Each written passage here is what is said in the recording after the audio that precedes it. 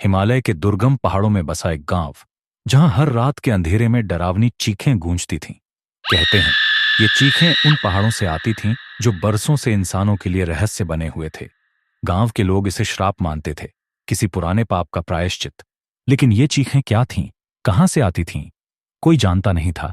कुछ लोग कहते कि पहाड़ में कोई आत्मा कैद है, तो कुछ इसे प्रकृति का गुस्सा समझते। आर्यन गांव का सबसे बहादुर और जिज्ञासु युवक था। उसने कई कहानियां सुनी थीं, लेकिन उसे उन पर विश्वास नहीं था। गांव के बुजुर्ग हमेशा चेताते, उन पहाड़ों के पास मत जाना, वहां मौत का साया मंडराता है। लेकिन आर्यन की सोच अलग थी। उसका मानना था कि ये केवल अफवाहें हैं। उसने ठान लिया कि वो इस रहस्य की तह तक जाएगा और गांव वालों को सच बताएगा। उस रात आसमान पर काली स्याही छाई हुई थी। हवा में अजीब सी ठंडक थी, जैसे किसी ने समय को थाम लिया हो। आर्यन अपने कंधे पर एक बैग टांगकर अकेला निकल पड़ा। उसके पास सिर्फ एक टॉर्च, पानी की बोतल और अपने पिता की दी हुई पुरानी डायरी थी। जैसे जैसे वो पहाड़ों के करीब पहुंचा, हवा की सिसकियां सुनाई देने लगीं। उसे महसूस हो रहा था कि कुछ उसके आसपास है, छुपा हुआ, लेकिन वह दिख नहीं रहा था। में पुराने खंडहर मिले। दीवारों पर अजीबोगरीब निशान थे, कुछ चिन्ह मानो किसी अज्ञात भाषा में उकेरे गए थे। ये क्या है? इतने सालों से इस जगह को किसी ने देखा भी नहीं। आर्यन बुदबुदाया। अचानक पेड़ों के बीच से एक हवा का तेज झोंका आया और ऐसा लगा मानो किसी ने उसका नाम पुकारा हो। आर्यन। आर्यन पलटा। पीछे सन्नाटा था। वह सोचता रहा कि यह उसका भ्रम है। कुछ घंटों की चढ़ाई के बाद वह पहाड़ की चोटी पर पहुंचा। वहां उसे एक विशाल गुफा दिखी। गुफा के द्वार पर घास और काई उगी हुई थी, मानो बरसों से किसी ने उसे छुआ तक न हो। गुफा के अंदर से हल्की नीली रोशनी झलक रही थी। आर्यन ने हिम्मत करके अंदर कदम रखा। गुफा के अंदर दीवारें चमक रही थीं। पत्थरों पर चित्र उकेरे गए थे। उसने टॉर्च की रोशनी डालकर गौर से देखा। एक पहली आकृति, लोग जंगल काट रहे थे। जमीन पर मरे हुए पेड़ और उनके साथ ढेरों पक्षी पड़े थे। दो दूसरी आकृति, एक नदी काली हो चुकी थी। उसकी लहरों में मरी हुई मछलियां और टूटे फूल तैर रहे थे।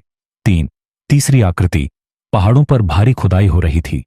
धरती के बीच से दरारें उठ रही थीं और उन दरारों से अंधेरे की परछाइयां बाहर आ रही थीं।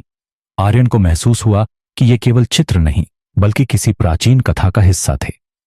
तभी उसे गुफा के अंदर से एक धीमी कराहती हुई आवाज सुनाई दी।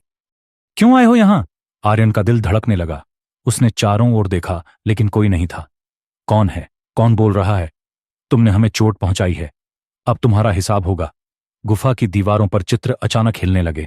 उसने देखा कि वो पेड़, नदियां और पहाड़ उन चित्रों से निकलकर जीवंत हो रहे थे। गुफा के अंदर की रोशनी तेज हो गई और आर्यन को महसूस हुआ कि यह कोई आम जगह नहीं थी। यह प्रकृति का दिल था, एक ऐसी जगह जहां धरती की आत्मा रहती थी। ये चीखें क्या हैं? आर्यन ने हिम्मत जुटाकर पूछा। यह हमारी आत्मा की पुकार है। तुम इंसानों ने हमें घायल किया है, पेड़ों को काटा, नदियों को गंदा किया और पहाड़ों को तोड़ दिया। ये चीखें तुम्हारे गुनाहों की गूंज हैं। आर्यन के रोंगटे खड़े हो गए। उसे महसूस हुआ कि ये चीखें किसी श्राप का नतीजा नहीं थीं। ये प्रकृति के दर्द की आवाजें थीं। लेकिन अगर तुम सुधर जाओ तो हम तुम्हें माफ कर सकते हैं। आवाज धीमी होती गई। गुफा की जमीन हिलने लगी। एक दरार फटी और उसमें से एक चमकीला पत्थर निकला। वह पत्थर इतना सुंदर था कि उसे देख आर्यन की आंखें चौंधिया गईं। इसे ले जाओ और सबको बताओ। यह चेतावनी है। अगर इंसानों ने खुद को नहीं बदला तो यह धरती उन्हें निगल जाएगी। आर्यन ने पत्थर उठाया और गुफा से बाहर निकला। जैसे ही वह बाहर आया, सूरज की पहली किरणें पहाड़ की चोटियों पर पड़ी। गुफा धीरे धीरे मिट्टी में समाने लगी, मानो उसने अपना काम पूरा कर लिया हो। आर्यन गांव वापस पहुंचा और सबको सच्चाई बताई। उसने पत्थर दिखाया और कहा, ये पहाड़ हमसे बदला नहीं लेते, ये हमें चेतावनी देते हैं। अगर हमने प्रकृति का सम्मान नहीं किया तो एक दिन ये धरती हमारी कब्रगाह बन जाएगी। धीरे धीरे गांव वालों ने पेड़ लगाना शुरू किया, नदियों की सफाई की और पहाड़ों की खुदाई रोक दी। लेकिन कहा जाता है कि हर अमावस्या की रात जब हवा चलती है तो पहाड़ों से धीमी गूंज अब भी सुनाई देती है। ये गूंज उन लोगों को चेतावनी देती है जो अब भी प्रकृति को नजरअंदाज करते हैं। अगर तुम प्रकृति की चीखें सुन सकते हो तो उसे शांत करने का समय आ गया है, वरना अगली चीख शायद तुम्हारी होगी। संदेश: प्रकृति हमें चेतावनी देती है, लेकिन उसे अनसुना करना विनाश को न्योता देना है।